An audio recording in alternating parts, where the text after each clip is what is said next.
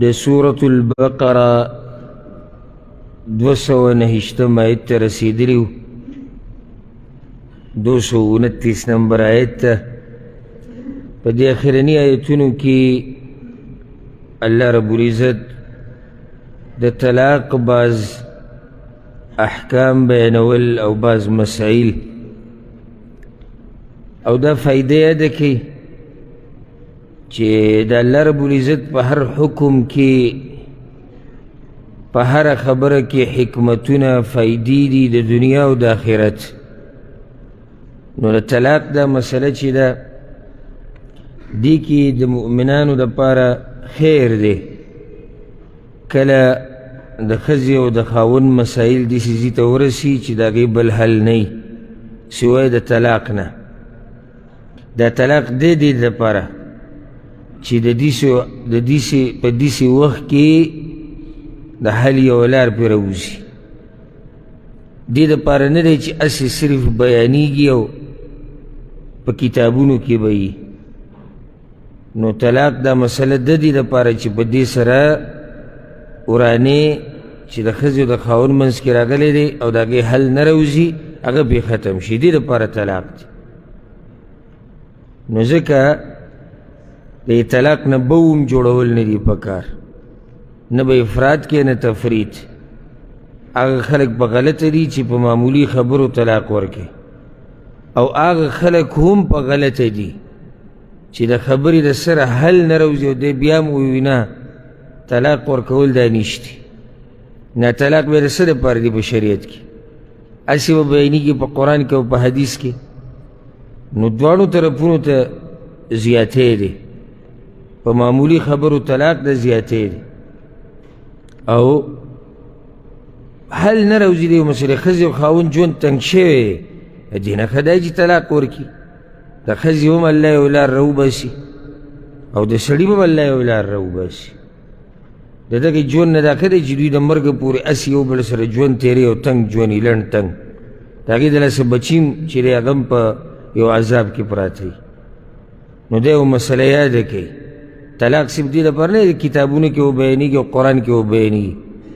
د دې یو وخت وي، هغه وخت کې دې طلاق ورکول دا حرام نه دي. نه به دغه سړي ته سپک کتی کېږي. د یو سړي د ښځې سره جوړ نه راځي. ښځې مثال کې بد اخلاقه ده، بله مسله ده، بله مسله ده، یو لار نه راوځي او طلاق یې ورکړو، دې سړي ته به د عیب په نظر نه کتی کېږي یا په سپک نظر. عفوا داسې عیب پکې نه دی ده، نو ده ته به په سپک نظر نه ګوري. داسې داسې کار خو نه دی کړی چې د شریعت خلاف وي. څه شریعت خلاف کاري کړی؟ که ته وایې چې شریعت خلاف دی نو بیا الله طلاق دا مسلې ولې بیانوي؟ او هغه سړی چې بې وجې طلاق ورکوي په وړو وړو خبرو د حل لار راوځي، دی هم په غلطه دی. نو خبره دې باندې ختمه شوې ده چې رجعي طلاق د دوه پیرې دی. الطلاق مرتان فامساک بمعروف او تسریح باحسان. دوه پیرې طلاق هغه دي چې دې کې رجوع کېږي. نو یا په ښه طریقې سره ځان سره بنده که دا ښځه ویې ساته، یا په ښه طریقې سره ازاده که، تنګوی مه. دلته دا مسله یاده کوي، په یو ځای باندې 3 طلاق په یو مجلس کې ورکول دا غلطه طریقه ده او دا بدعت دی.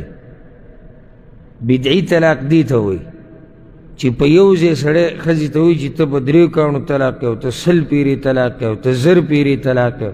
دا غلطه طریقه ده. ولې الله دا 3 طلاقې ایښودي دي؟ دا خو دې لپاره چې په منځ کې موقع راشي، ښځه خاوند سوچ وکړي.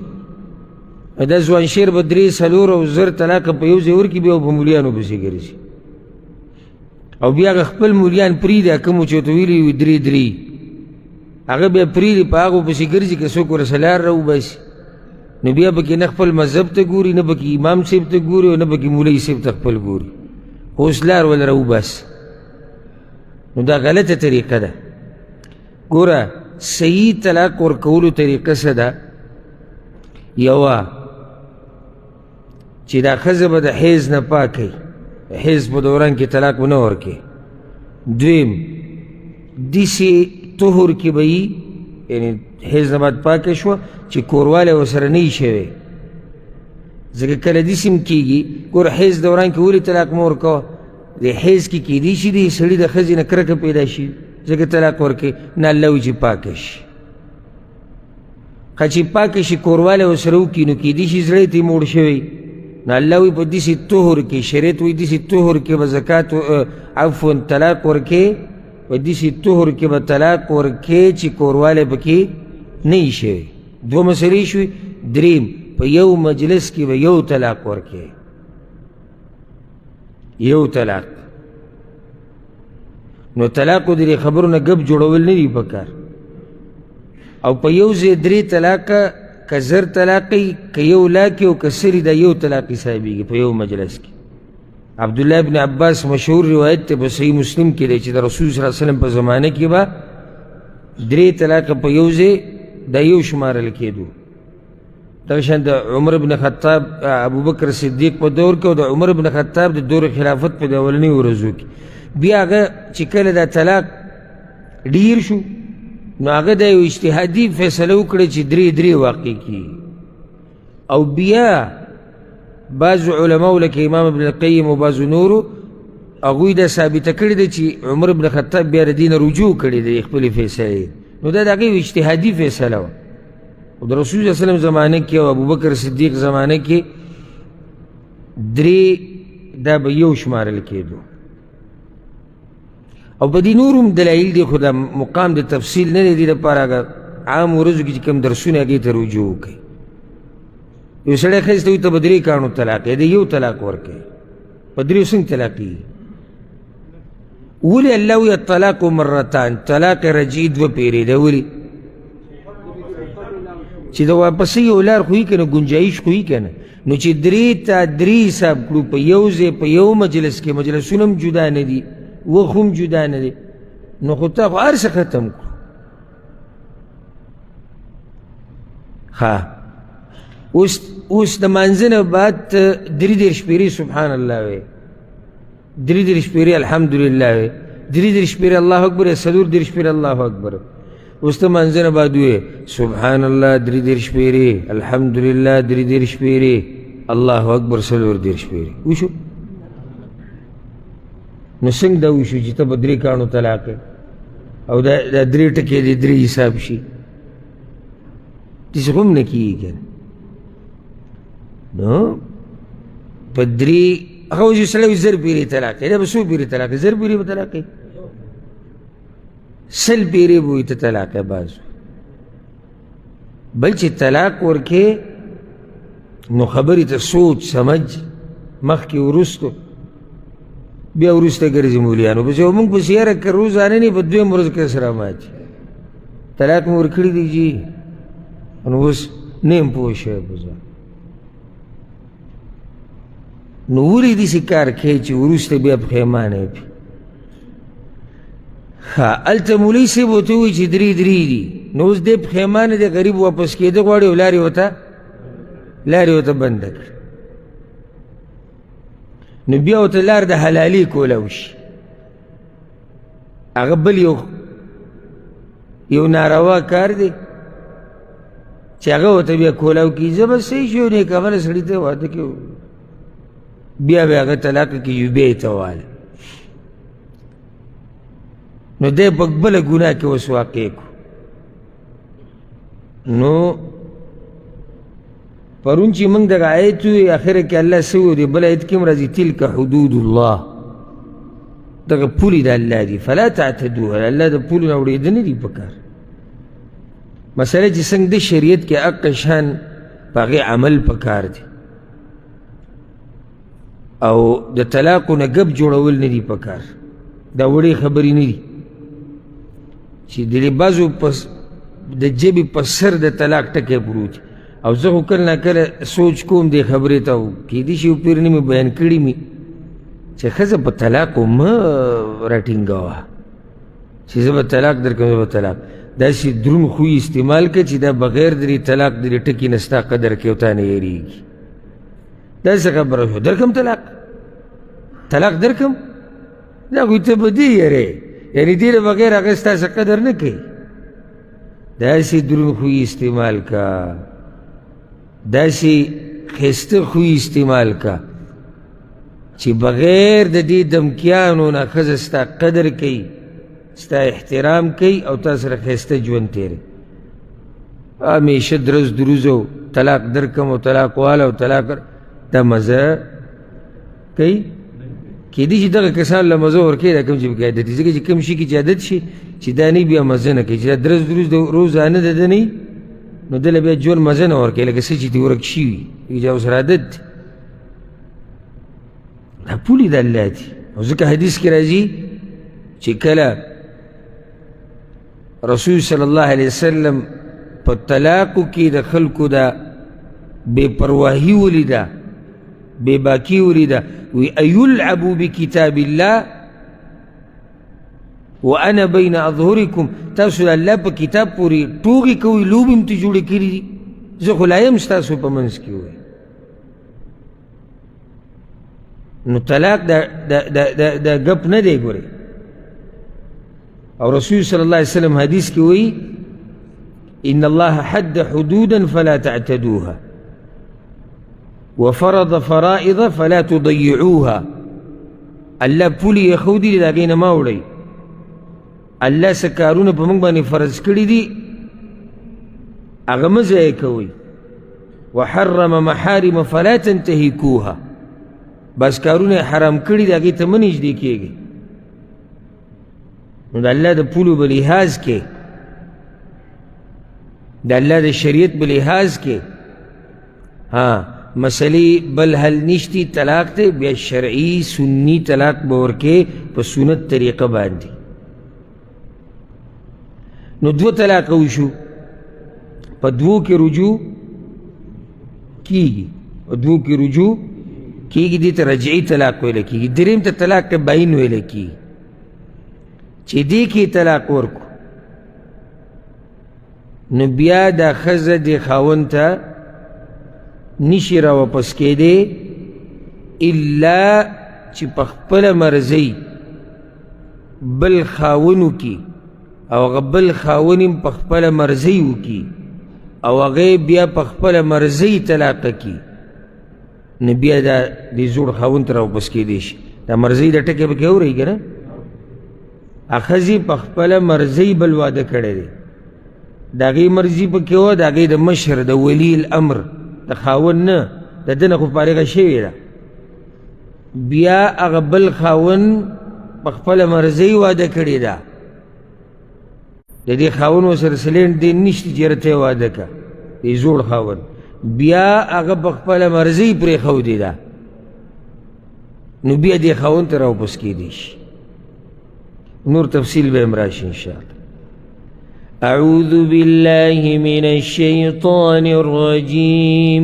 بسم الله الرحمن الرحيم. فإن طلقها نكترت طلاق وركو دريم طلاق، كترت طلاق وركو خزي دريم طلاق، فلا تحل له من بعد نحلال نددا خزا دد پاره ورستو د دینه حتی تنکح زوجا غیره، تر دې چې نکاح وکړي د بل خاوند سره. فإن طلقها نو که چېرته دغه خاوند طلاق ورکړي دې ته فلا جناح علیهما نو نشتی ګناه په دواړو باندې ان یتراجعا چې یو بل ته راوګرځي په نکاح سره. ان ظنا ان یقیما حدود الله، که د دواړو ګمانو چې پابندي به کوي د پولو د الله. وتلک حدود الله، او دغه پولې د الله دي. یبینها لقوم یعلمون، چې بیانوي د هغه قوم د پاره چې پوهېږي، چې پوهېږي. دا خبرې د هغه خلکو د پاره دي. هیڅ جاهلي د پوهېدو کوشش نه کوي. که ته د ټول قرآن ختم کړي نو په داسې اثر کوي او ګوړه منګې دی. نو اوس دلته دا خبره یاده کوي چې دا هر څه به کیږي بغیر د دې زوړ خاوند د څه چل ول نه او هغې ته حلاله ویلی کیږي. رسول صلی الله علیه وسلم حدیث کی ہوئی، امام ترمذی، امام نسائی، امام احمد روڑ مشہور حدیث تھے، لعن رسول اللہ صلی اللہ علیہ وسلم، رسول اللہ علیہ وسلم لعنت ویلے یوسو خزی ذکر شوی دی چرا خال لگئی او دغشان ویخت لگئی مخی دی والمحلل والمحلل له او دا رسول اللہ صلی اللہ علیہ وسلم لعنت ویلے دے پا آغ سڑی باندی چی پردی خز حلالی او پا آغ یو باندی چی چال حلالی پا دوانو لعنت یو مولی سے پکیوی دا سیدہ لعنت خویلی شئی دا کار خوی شو کنا ہے سا خبرنا اللہ رب العزت و تلک حدود اللہ دا پولی دا اللہ دی توغی تی مجوڑوی او دے دا اللہ با پولو پولو توغی کوی کار خوی شو کنا سن کارو شو اسی شی کارو شو دا کیگی نا دا آغا وقت پورو عبداللہ بن عمر خوالی یو کس راگے امام بیحقی دا روایت راوڑے وجاء رجل إلى ابن عمر رضي الله عنهما فسأله عن رجل طلق امرأته 3 فتزوجها أخ له من غير مؤامرة منه ويكسر هذا عبد الله بن عمر خالج يسرعي خزل دريم طلاق وركو بيادا غرور لدي خزر وادوكو ولي ويچي دي رور دا پار حلالكي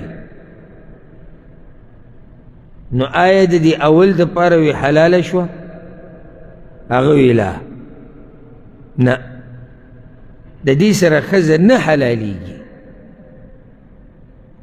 الا دا چې په خپله مرضۍ د واده کړي او بیا دغه رور د ده په خپله مرضۍ طلاق ورکړي څه خبره راشي چلو شي بیا ورسره واده کولی شي دا د هغوی فتوی وي او ځکه امام ترمذی رحمه الله وی د صحابه کرام عملهم په دقه باندې دا دغوی فتوا عمر بن خطاب، عثمان، عبدالله بن عمر دي ټول ندیسي اقوال نقل دي، علي بن ابي طالب، عبدالله بن مسعود، عبدالله بن عباس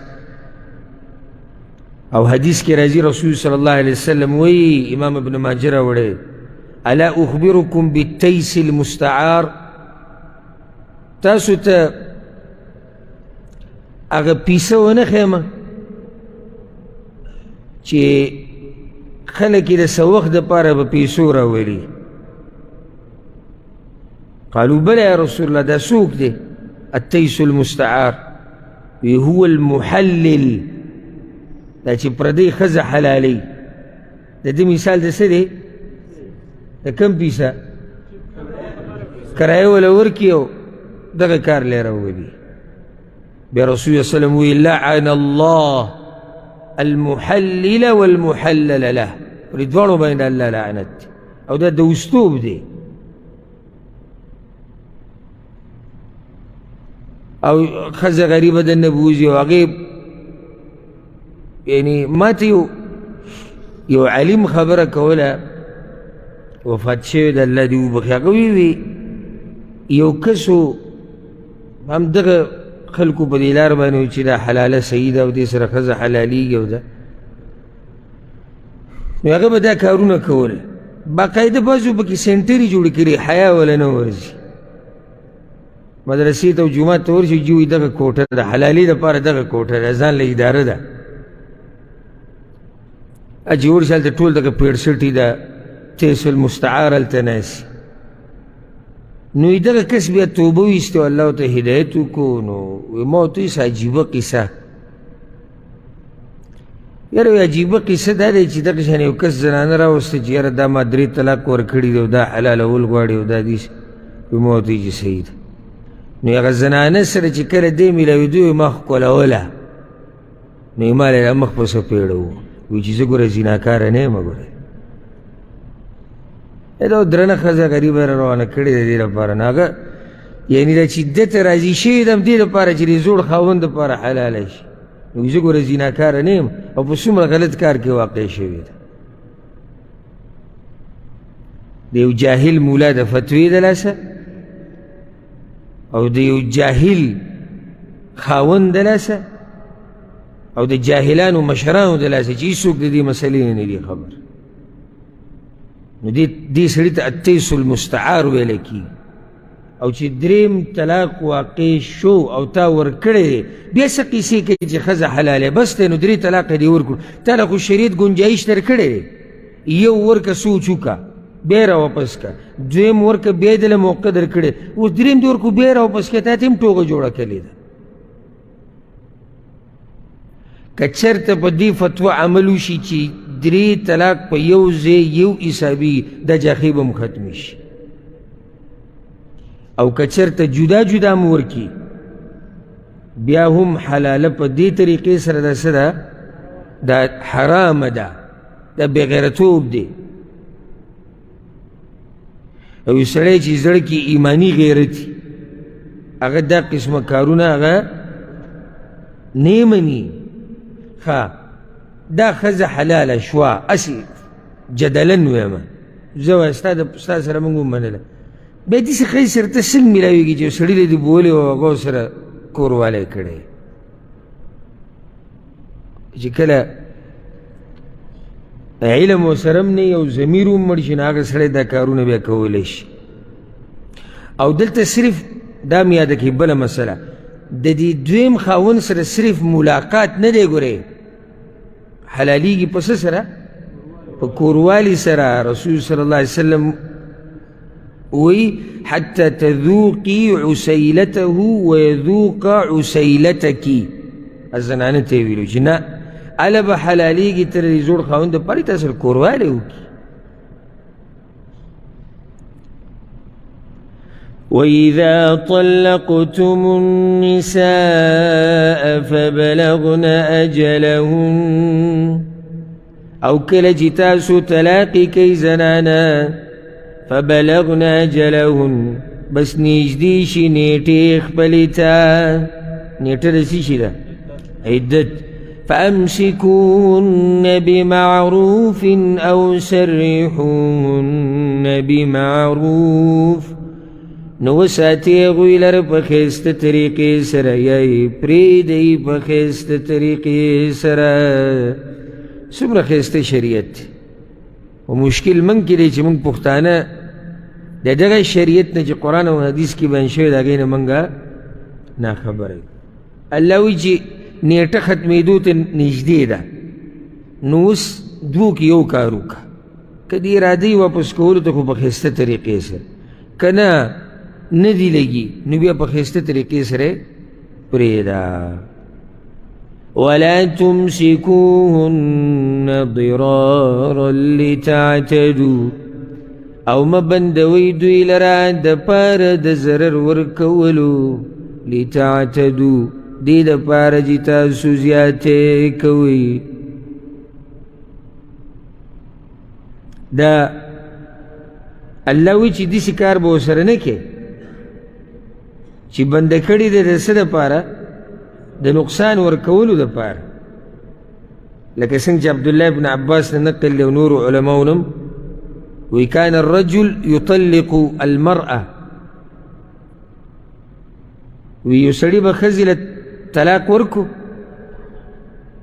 نو کله چې به د عدت د وخت په ختمېدو راجعها بیا به یې راواپس کړه ضرارا لئلا تذهب الى غیره نو دا به دې ښځې له نقصان ورکو چې دا بل میړه پسې لاړه نه شي او بل چا سره نکاح ونه کړي بیا به یې له طلاق ورکو نو چې کله به عدت ختمېدو ته نږدې شو بیا به یې راواپس کړه بیا به یې طلاق ورکو او دا طریقه نو الله منع کړو دلته چې داسې کار به نه کوئ صفا خبره وکړه که ورسره ژوند تېرېږي خو صحیح ده که نه تېرې نو هم پرېږده ومن يفعل ذلك فقد ظلم نفسه او چا چې وکړو دا کار نو یقینا د ظلم وکړو په خپل ځان.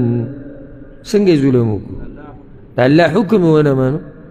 ولا تتخذوا آيات الله هزوا او منی سی آیتونه د الله په ټوغو سره.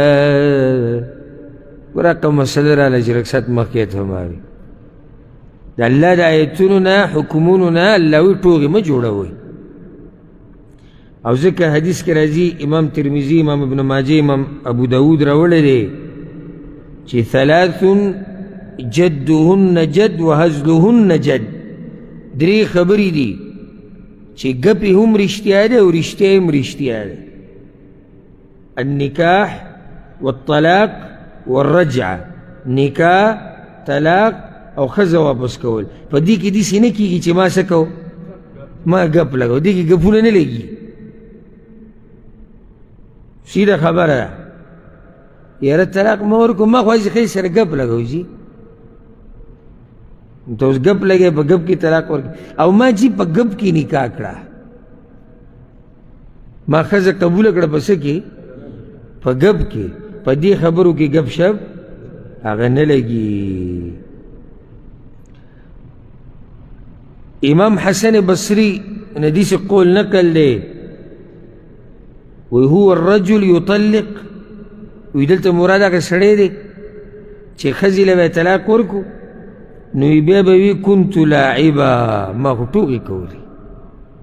نو الله د آیت نازل کړو چې د الله د آیتونو نه ټوغې مه جوړوئ. واذکروا نعمة الله علیکم او یاد کئی نعمتونه د الله په تاسو باندې. وما انزل علیکم من الکتاب والحکمة او هغه چې رالیږلي دي الله په تاسو باندې د کتاب نه او د حدیثونو نه. الحکمه سنت ته وایي.